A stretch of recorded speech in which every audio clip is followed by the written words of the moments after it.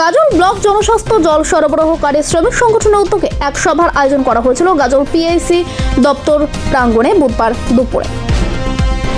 দীর্ঘদিন ধরে সংগঠনের কর্মীরা কোনো বেতন পাচ্ছে না। ঊর্ধ্বতম কর্তৃপক্ষের কাছে জানিয়েও কোনো লাভ হয়নি।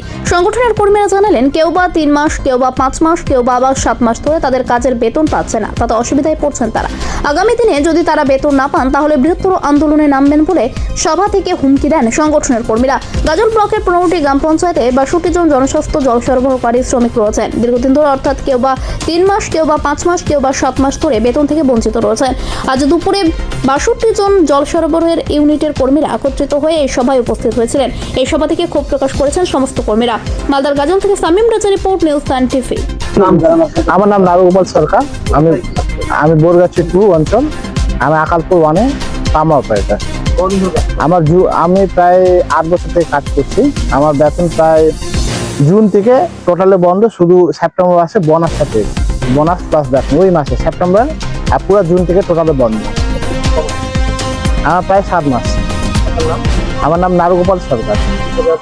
আমি পাম্প অপারেটর, বাড়ি শাহরুল। সংসার তো খুব ধার দেনা করে চলছে, খুব মুশকিল। আমি প্রায় আমার অফিসে 5 বার ডেপুটেশন আমার মানে দরখাস্ত জমা দেওয়া হয় না, কোনো হয়নি। আমি আমাদের সংগঠনের আওতায় এসে সবাই মিলে যা করে তাই আমি করতে ইচ্ছুক। আপনার নাম? অরুণ কুমার মাহাত, দেবতলা। সমস্যা আমাদের বেতনের সমস্যা।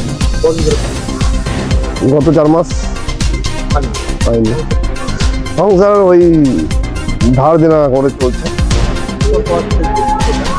হ্যাঁ, জানিয়েছি অফিসে জানিয়েছি, বলছে হয়ে যাবে। একটু অসুবিধা আছে, ফান্ডে টাকা নাই।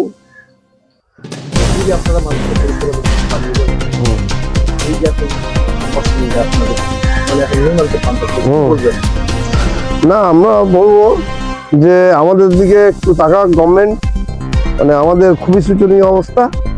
ঠিক আছে, মানে অনেকেই আছে অপারেটর, মানে কি প্রভিডেন্ট ফান্ডের টাকাটাও ভাঙিয়ে খাচ্ছে।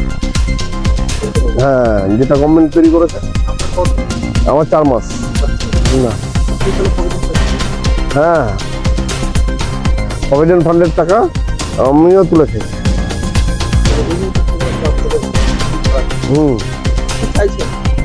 চাইছি সবার যাতে বেতন হয়, না হলে আর কি আবার ডিপ্রেশন, গণ আন্দোলন অর্ডার দিয়ে।